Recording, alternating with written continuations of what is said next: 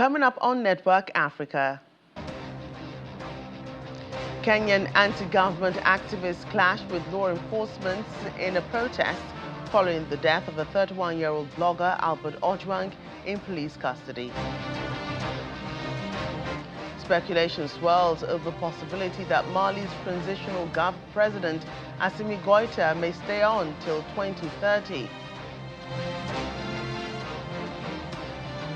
Plus, U.S. aid to countries plagued with food insecurity comes to a halt. Our correspondent in Washington examines the impact on communities.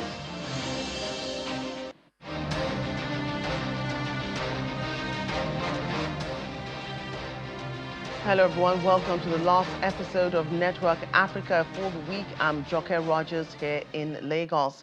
We begin in Kenya, where anti-government activists have clashed with law enforcement officers in the capital, Nairobi. It's the latest protest against the killing of 31-year-old Albert Ojwang while in police custody.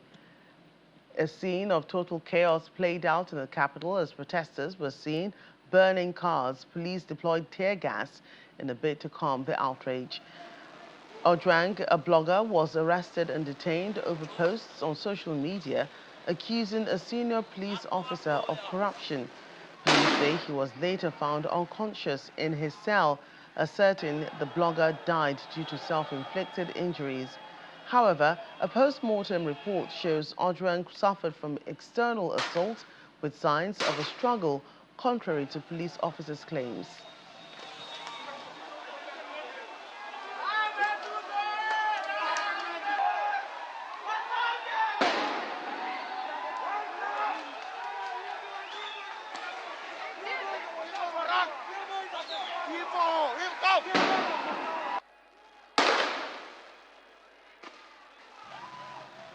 We are here to call for justice for Albert and his family. We are very peaceful, but as you can see, they're tear gassing us, and we have done nothing wrong. We are merely exercising our right to protest. They're tear gassing us. We go, we go. We go. We shall not be intimidated. We are here to seek justice for Albert Ojwang. And they know that Albert is a nobody. They just know that they will kill Albert and go away with it. And in this era of social media, everybody is somebody. We are here to say, IG and the DIG, you must resign. Not only resigning, but also be arrested. You are going to jail.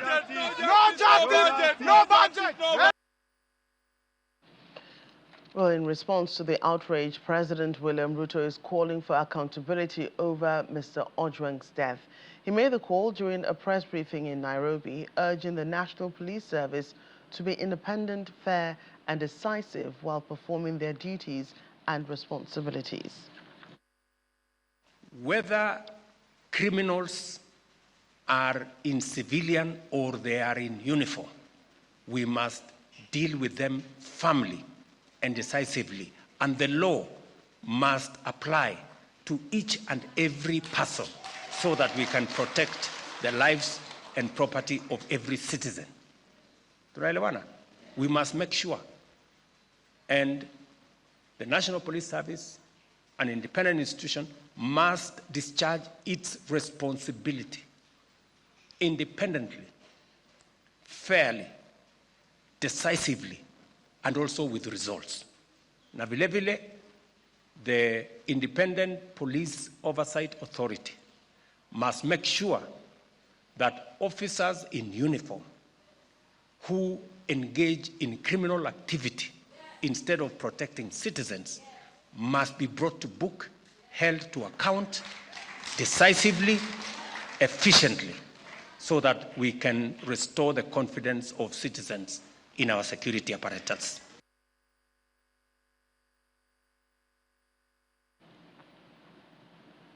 Now, the U.S. government under the Trump administration has announced it will eliminate all U.S. aid overseas positions worldwide by September 30 in a dramatic restructuring of remaining U.S. foreign aid operations. The directive affects hundreds of USAID staff globally, including foreign service officers, contractors, and locally employed personnel across more than 100 countries. U.S. foreign aid cuts under this administration is likely to impact greatly on countries plagued with food insecurity. Our Washington correspondent, Maria Bird, has more on the impact. Nutrition, a nonprofit agency in the U.S., says it has helped over 10 million children across the globe, and their life-saving peanut-based nutrition packets are in jeopardy as the United States has experienced funding cuts in the Agency for International Development. If this plant goes away, then you're talking about a lot of death, a lot of kids losing their lives. USAID accounted for about 90% of the nonprofit's budget to produce the food packets.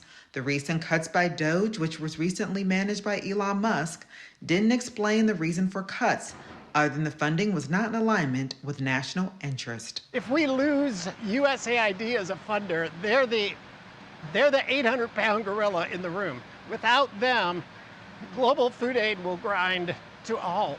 If I were a normal person, I would say we're in trouble. We're in trouble already. But we haven't laid anybody off yet. We haven't shut down yet. We're running right now as we stand here. And for that regard, we're good through August with no more orders. At that point, we have to figure out what are we going to do. One employee at the plant believes that the life-saving work will continue. When you're doing good work, the Lord always makes sure you can continue to do it. So if you're doing his work, and which I believe we are, then he's going to make sure that maybe a little rough spots going on, but I think we're going to be fine. This nonprofit that has saved millions of lives across the globe through providing ready-to-use food packets will have to make cuts to workforce and production if funding sources from USAID or another source are not in place by August. From Washington, Maria Bird, Channel Television News. Let's come closer to West Africa, especially in Mali, where it appears chances transitional president Assimi Goïta could stay on till 2030. Mr. Goïta had been in power since May 2021, following the last coup attempt in the country. He recently received political backing from key allies to potentially remain in power indefinitely. Earlier this week, the Malian Council of Ministers also approved a law that would see his mandate extended until at least 2030 and make it renewable. Let's bring in Channels Television Sahel correspondent Mo Sani Aliu. He joins us from Burkina Faso.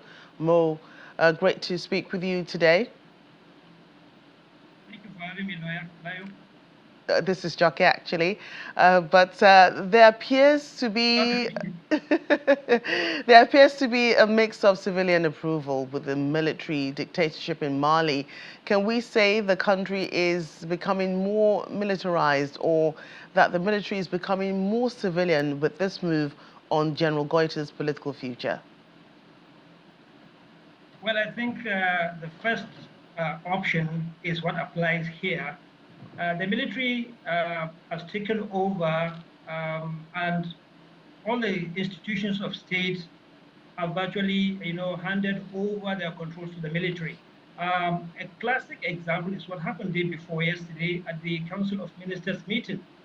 Most of the ministers are civilians who have been appointed by the military, who then actually control things. So when the vote or the matter of extending Assimi Goïta's stay in office by another 5 years was put to the ministry.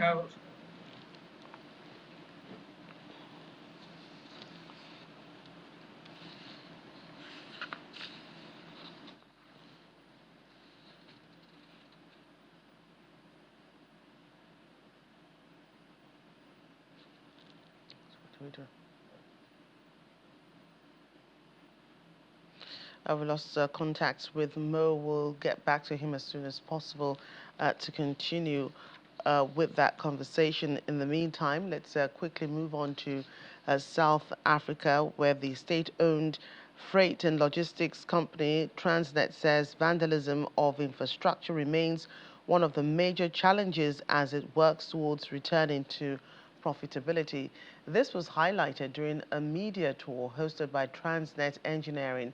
a key division of the entity in Cape Town. The tour also explored potential export opportunities, regional partnerships and plans for job creation.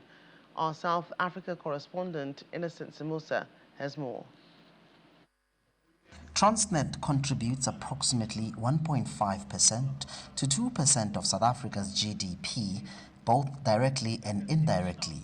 Its operations are vital to key economic sectors such as mining, manufacturing, agriculture, and trade, all of which rely heavily on efficient logistics and freight services. But despite its importance, the company is grappling with serious operational setbacks, aging infrastructure, broken equipment like cranes and locomotives, and a shortage of spare parts have all hampered performance across the board. Meanwhile, the entity says it's turning things around. Quality and their Chief Procurement Officer at Transnet Engineering says the entity is now working to reposition itself from basic assembly to full-scale manufacturing with a vision to support industrial growth across the continent. So we're enhancing the skills that exist and some that may have been lost. So it's safe to say a lot happened because of COVID and other challenges in the economy, whether local or international. But with this, we are now saying that we want to, from a port perspective, right? We also want to diversify and move out of South Africa into the region, but you first have to prove yourself, and I think we've done exactly that. From a rolling stock maintenance and rolling stock manufacturing, I think there it's a no-brainer. Vandalism of infrastructure continues to be a persistent and costly issue. Well, vandalism to make sure that the security is in order. As South Africa continues to grapple with the issues of unemployment, the entity says that in celebration of Youth Month, they will hold workshops to educate young people and help them understand what Transnet is offering. From Cape Town, South Africa, Innocent Simusa, Channels Television News. And staying in South Africa, President Cyril Ramaphosa says green hydrogen has combined Africa's mineral riches with renewable energy commitments. Speaking at the Africa Green Hydrogen Summit in Cape Town, the South African leader, who is also the current G20 chairperson, describes energy and hydrogen in particular as a key means to achieving a green, prosperous and inclusive future. He adds that up to 4 million jobs could be created through the hydrogen industry by 2050. Continent, Africa, the cradle of humanity, as our Premier said here, is uniquely positioned to become a major player in green hydrogen because it has abundant renewable resources that manifest themselves in high solar irradiation, strong winds, and hydropower potential. The vast land of our continent has also, or it lends itself to large-scale renewable energy projects. We are therefore perfectly placed to leverage the global shift towards cleaner energy sources for our collective advantage as the entire continent. Green hydrogen is a way to marry our continent's mineral riches with our renewable energy endowments to decarbonize particularly heavy industries, to create jobs, to stimulate investment, and to unlock inclusive growth across the various borders. Now, the growing global demand for clean hydrogen as countries decarbonize their industries, as they decarbonize transport, as they also embark on energy systems, presents unlimited opportunities for our continent.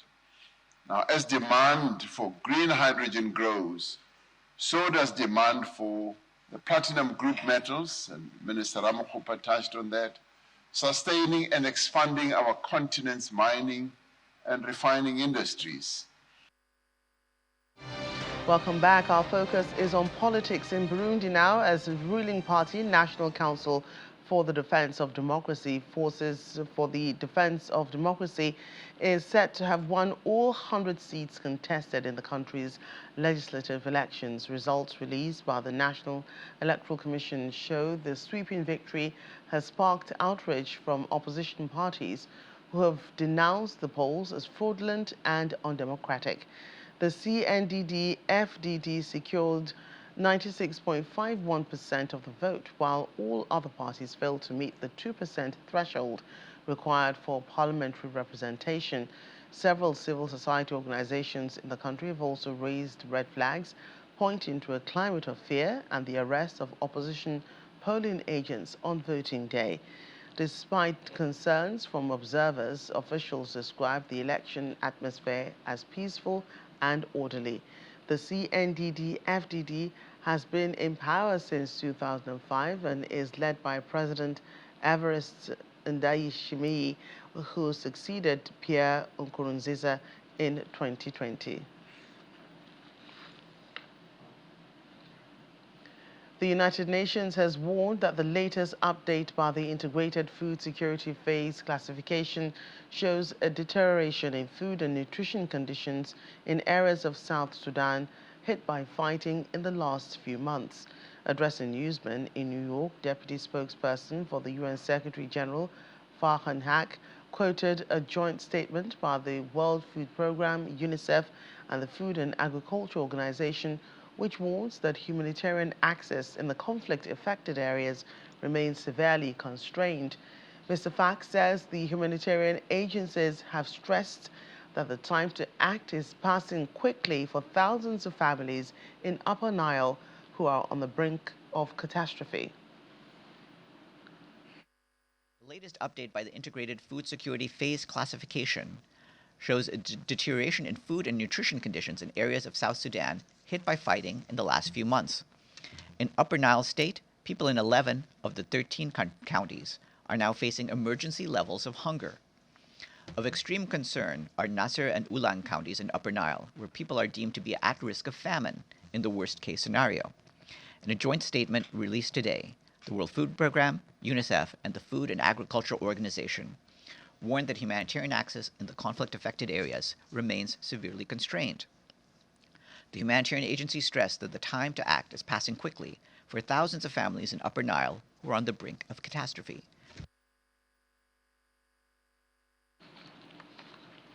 Meanwhile, the UN Refugee Agency has revealed in its annual global trends that the number of people forcibly displaced by war, violence, and persecution has hit a record 122.1 million, marking the 12th consecutive year of rising global displacement, underscoring a deepening humanitarian crisis.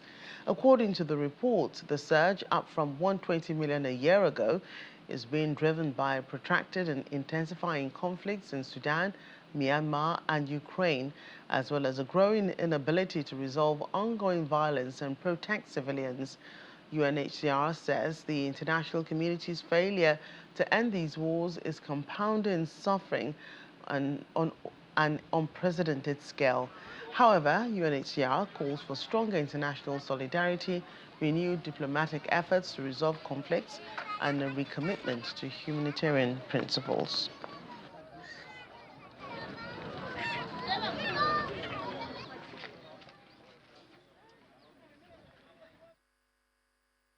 The mining city of Kolwezi in the Democratic Republic of Congo is emerging as a leading example of how natural resource wealth can be harnessed to improve public health services.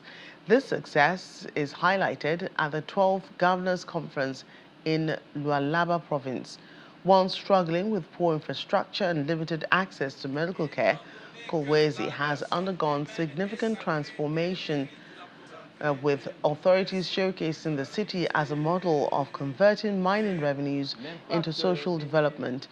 DRC Minister of Public Health, Mr. Roger Kamba, explains that the progress has been largely driven by investments from Chinese-operated mining companies, with over a dozen new hospitals, health centers, and maternity wards established in recent years, vastly improving local healthcare infrastructure. According to WHO data, about 70% of the DRC's population lives more than 5 kilometers from the nearest medical facility, and there's less than one doctor per 10,000 people nationwide.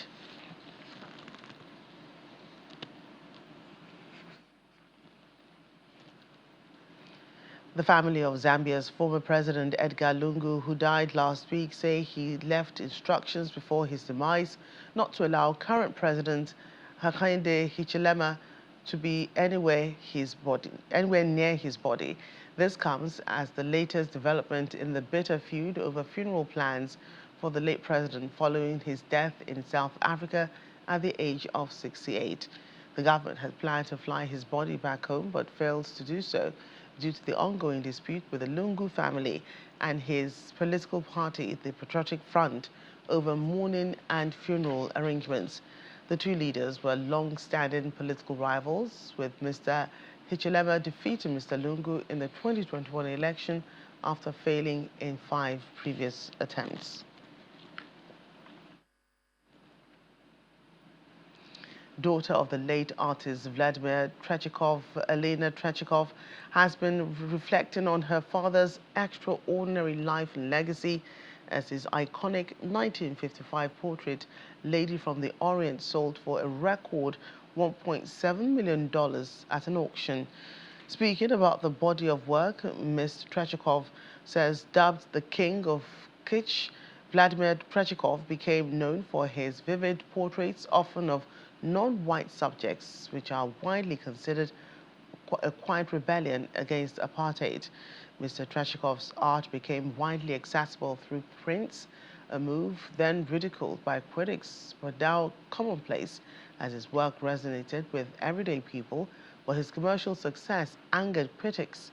On May 27, Lady from Orient artwork was sold for $1.7 million in Johannesburg, setting a new world record for the South African artist of Russian origin, surpassing his previous high set by Chinese Girl, which fetched $1.5 billion in London in 2013. The paintings speak for themselves, the way they are distributed all over the world, bought by people from all walks of life.